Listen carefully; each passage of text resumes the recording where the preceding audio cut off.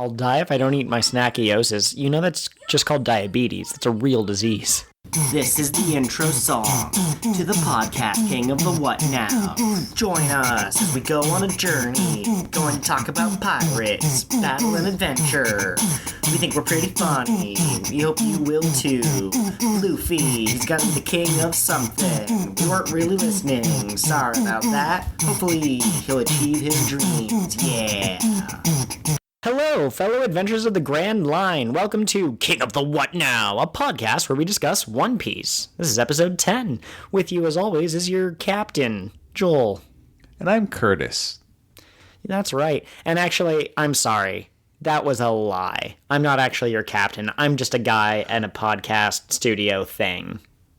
You lied to me? But it made your life a little bit better, didn't it? Yeah. I guess so. You know what? This is like a theme or something. We should make an episode of a TV show about this. All right, you need to cut the snark, buddy. Okay. Why don't you replace that snark with a summary of the episode?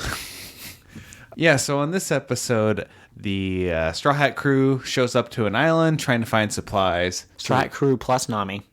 Okay, that's right, because Nami isn't officially part of the Straw Hat crew, even though she's basically part of the Straw Hat crew right now. Look, the people who are listening to these episodes, there will be less time between the last episode where you insisted Nami wasn't on the crew and this one than there was between our recording of these two episodes. So I'm reminding you that in canon, you were very questioning of Nami. You were like, okay. I don't think she's part of the crew. That's my Curtis impression. Very good. Here's how someone summarized the episode. There were children, and there was a guy named Usopp, and there was a woman, and there was a butler, and there was a new village, and everyone wanted a boat. Good job. Okay, we can move on now. No, okay, so they show up to this island, and on the island is Usopp, who we meet early on, who's basically being the boy who cried wolf, except with pirates, running around saying, hey, oh my god, they're pirates, they're here to kill all of us, and oh, I'm just joking, that was a lie, and then everyone chases him, and he apparently likes it.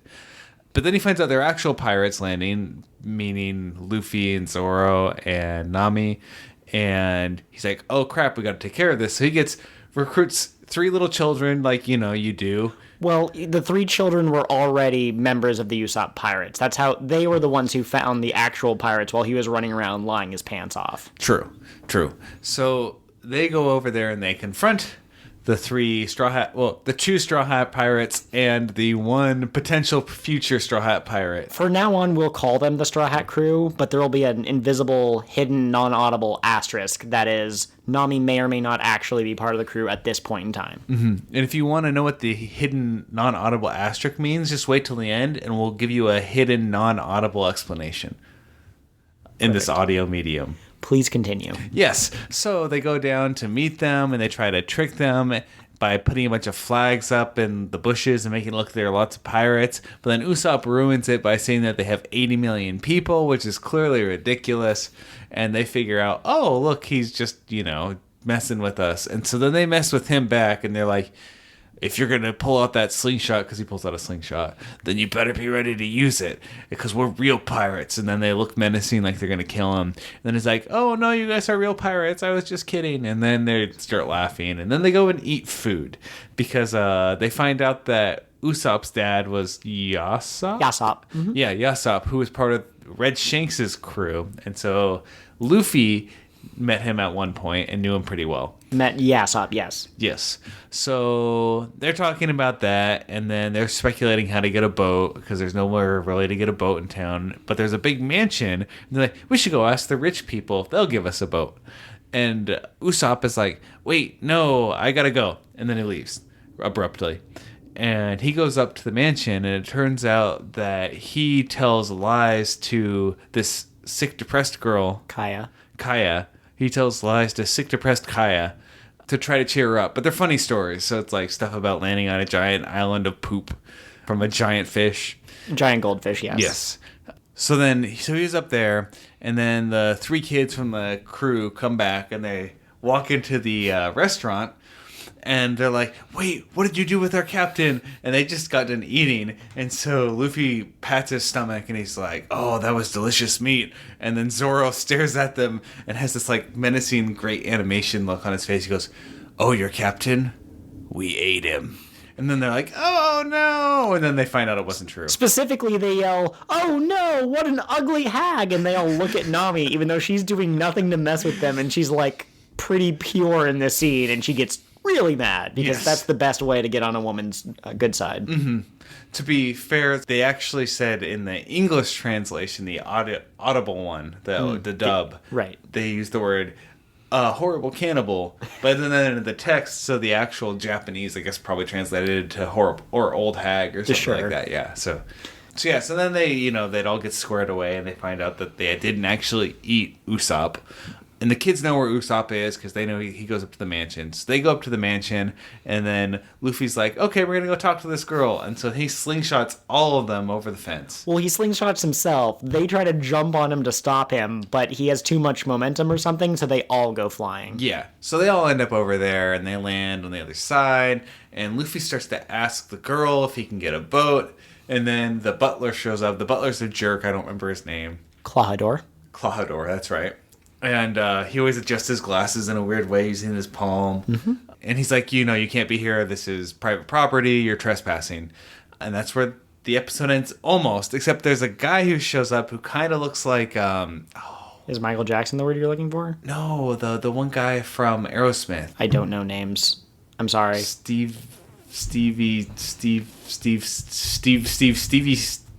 McSteverson. That's his name. With all that stuttering in there, that's part of his name. There's lots of hyphens and apostrophes. So that character, spoiler alert, is named Django. We didn't get a name for him, much like we didn't get a name for Usopp in the last episode where he was the stinger for the next episode. I don't know if stinger is the right word. Yeah. But anyways, and he's based off of Steve Tyler, is that the person you're thinking of? I think so. Wait. Yeah, that's the person I'm thinking of. Not everyone. A lot of people in One Piece are based off of real life people, and you can look it up. I wouldn't suggest it for you, Curtis, because it would spoil some stuff, but their physical characteristics are based off of real life celebrities, some of which are known in America, some of which are known more in Japan. Mm-hmm. So you can look at a picture of Django. Steven Tyler is the search that Google auto-corrected for me, and yes, they're very similar to each other. All right, yeah, that really is kind of all of the points of the episode. You find out that Yasopp is an excellent marksman who uses a pistol. That's one detail that kind of was missing, so it looks like Usopp may have inherited that skill from his father, except I don't know how much Usopp has spent time with Yasopp. Yeah, and... you pointed out he uses a slingshot instead of a pistol, whereas his dad used an actual pistol. Mm-hmm. So, I mean, I don't know if that's just because he's still kind of a kid, and so he just doesn't have a pistol, or what, right? Yeah, I don't know about that. I don't think they show him, training when he was a kid or anything like that with the slingshot. I assume that he's been doing it for a very long time, and so it's just kind of his weapon of choice. But, it's just interesting, because I don't think that we ever meet any other characters who use... firearms other than traditional firearms. Yeah. So, next we go on to the next question. I'm stalling. So, overall, what did you think of the episode? I mean, it was a good introduction to Usopp. The episode itself, I mean, there's not tons of stuff in there. There's a good couple moments. The bit where the standoff on the beach is interesting, and then the joke with the "we ate your captain" was great. That little bit was great. The rest of it, it's just like we're just getting to know Usopp. Yeah, it's just an okay episode. Just a traditional story of here's a new character, and maybe next episode something will happen. Maybe with the guy who shows up at the end of the episode, who the reasons you said, oh, he kind of looks like that guy, and you're thinking, and I was like Michael Jackson. He doesn't look like Michael Jackson, but when he's introduced, he's in fact moonwalking backwards along the village path. That's why, because I know that's his signature thing, is that he moonwalks backwards, that sort of thing. So I'd say overall give it a 2 out of 5. Okay, fair enough. What do you think will happen next episode? We will meet Django Fett from Star Wars. Yeah, or Django Unchained, even though that's spelled with a D and this is a J. Mm-hmm. Yeah, one of the two of them, or both, or maybe all three. We'll get all three. We'll get the Django gang. Okay.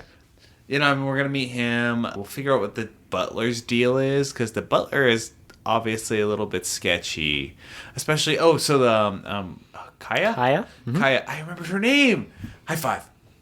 Okay. Yeah, so Kaya, we find out the reason she is depressed and contained to her bed because of her severe depression by her butler, which is kind of suspicious.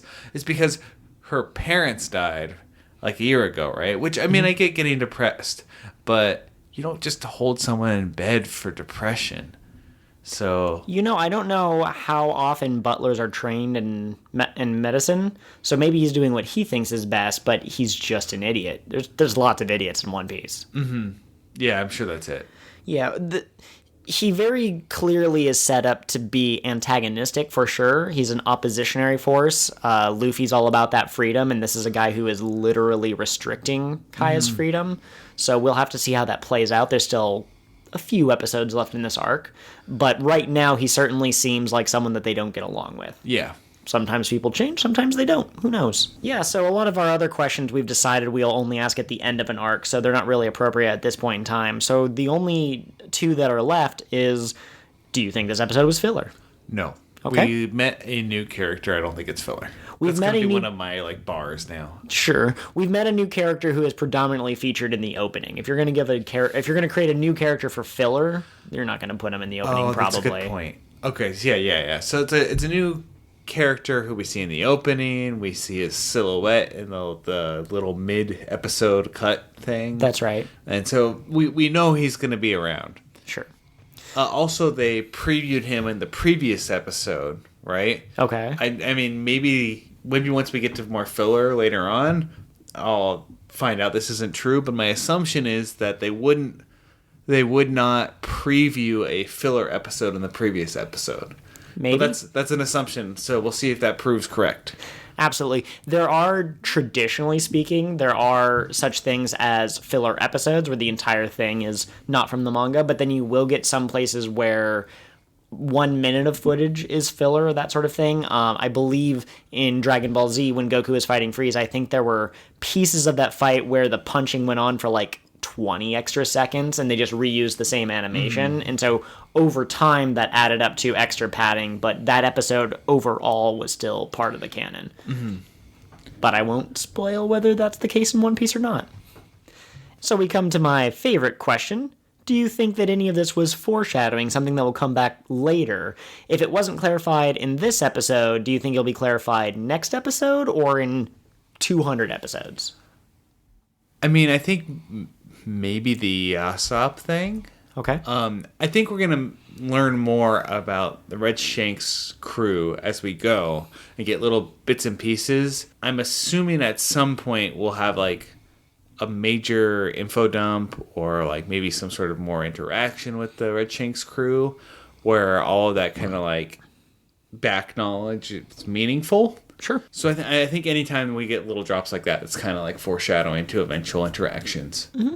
Yeah, I would totally agree. What do you think of the dynamic of Luffy being kind of a straightforward idiot who is incapable of telling the townspeople that they're not pirates in order to save themselves? How do you think that pure-heartedness will interact with Usopp's lying? Oh. Well, yeah, because we already had the bit on the beach where, Usopp was lying very obviously, and both Nami and Zoro understood that he was lying. But then Luffy goes, wait, he was lying about having 80 million people hiding in those bushes? Well, I mean, so I think part of it'll be, I think he's going to have a hard time grasping the concept of lying. Okay. It's just it's just a little bit out there for him. Do you think that Luffy sees lying as something that is wrong, keeping in mind that he goes around calling himself a pirate, so his moral compass might be different than yours or mine? Mm-hmm. I don't think he probably sees it as something wrong. I think he just doesn't do it. Okay. It probably doesn't occur to him to lie about a situation. He's just blunt and straightforward about everything. Sure.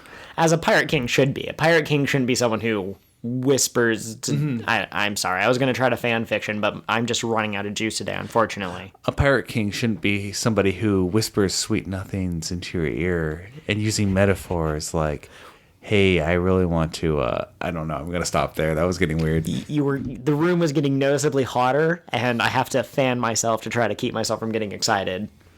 Did I give you the vapors? I don't know what that means. I've heard people use I don't think that. either of us knows what that means. Let's keep this on point. Okay. Now, earlier in this podcast, Earlier, I have mentioned to you that if a character shows up and their name is relevant in some way, it's some kind of a pun that doesn't make sense in English, I would let you know. Do you know what the word uso in Japanese is? I do not. Uso is the word for lie. And that's actually how I remember to spell Usopp's name. When I was younger, I thought he had 2 S's and 1 P. It's 1 S, 2 P's. And the way I remember that is because the Japanese word is Uso, U-S-O. And I believe my Japanese isn't... I only know bits and pieces, but I believe that I've read online that the way he introduces himself, the way he puts emphasis on certain parts of the sentence, he actually isn't saying, my name is Usopp. He's saying, like, I am a liar and I'm here to say hi or something like that. So he knows what he is. He was born like that. And I mean, when you have a nose like that, there's really only one thing that you can do. You read the storybooks and you go, my goodness, I'm Pinocchio. I'm based off of Pinocchio. And then you have to lie or want to be a real boy, but he was already a real boy. So he had no options. Or, he could, like, go join a circus and then turn into a donkey. I think that happened. Okay. Oh, in the original or something? Yeah, or, like, go fight whales. He could, sword fence with some swordfish using his nose. Mm-hmm. In fact, you've just figured out how this arc is going to end, so congratulations. Yes, I got it. Anytime you correctly guess how an arc will end, you get a package of cookies. That's what you get, of your favorite flavor. Is it bad that I don't know what my favorite flavor is off the top of my head? Oh, wait, no, I know. I want chocolate chunk cookies, but also gingerbread or molasses cookies. Could you have molasses chocolate chunk cookies? Would that taste okay? Folks, I think we've somehow gotten distracted by food in the middle of this podcast. I want to add more commentary. I want to hype up this episode. I want to hype up Usopp. I want to hype up this arc. It does get really good. I will say that my favorite villain from all of East Blue is from this arc, but this episode was just set up. You got to meet some new characters. They're kind of interesting. One thing I did also point out to you while we're watching the episode is the 3 kids that hang out with Usopp are named Carrot, Onion, and... Pepper, thank you. I actually only ever remember that one of them's named Onion, and it's just because they were in the credits, I was able to remember the second one. Anyways, they're named after food. The guy who does One Piece was very heavily influenced by Dragon Ball Z. He saw Akira Toriyama's work and he went, oh, I could be a manga artist. I want to be like that too. And in Dragon Ball Z, all of the Saiyans are named after foods. Kakarot is Goku's real name. His quote-unquote real name is Saiyan name, and that's like carrot. Vegeta is like vegetable. Raditz is like radish. Oh my god. And then who controls the Saiyans? Who's their big boss? Frieza. The Frieza. Oh my god. And the Ginyu Force are all dairy products. So in Toriyama's work in Dragon Ball Z, the names are a little bit hard to guess. You have to kind of think about it for a moment. In One Piece, it's just onion, pepper, and... Oh, no. No, I can't have forgotten already. What was the third one? Onion, pepper, and carrot. Carrot, there we go. Okay. Carrot. Anyways, I think that really is all that we have to say. Tune in next time, and we'll talk more about One Piece. We have an official outro, don't we? Are we just going to paste it on here? Or are we going to record it every time? Oh, that's right. We can record it every time. No, I don't want to. I didn't write it down. Okay. So, guys, you get the pre-recorded one. Have fun. Outro goes here. Later, everyone. All right, folks, we've reached the end of this episode for today. It's sad to see you go, but fortunately we'll be here next week unless we get hit by a meteor. In the meantime, you can follow us on all sorts of different social media. We have Gmail, Patreon, Tumblr, all of those are King of the What Pod. So patreon.com/King of the What Pod, King of the What Pod @gmail.com, kingofthewhatpod.tumblr.com. That's all great. If you want to follow us on Twitter, that name's a little different. They restrict the length of your handles. So you can follow us on Twitter @Kotwin_pod. That's KOTWN_pod. Just take the name of the podcast and abbreviate it. Also, please take a moment to rate and review our podcast on whatever platform you're using to listen. That can be iTunes, Spotify, or whatever. Not only will this help others find the podcast, but your constructive feedback will help us improve the show as we go. We hope to grow and improve just like the Straw Hat crew. Thanks again for listening in. Be sure to check the feed next week for the latest episode of King of the What Now. Until then, follow your dreams and protect your treasure. Remember, that doesn't need to be literal treasure.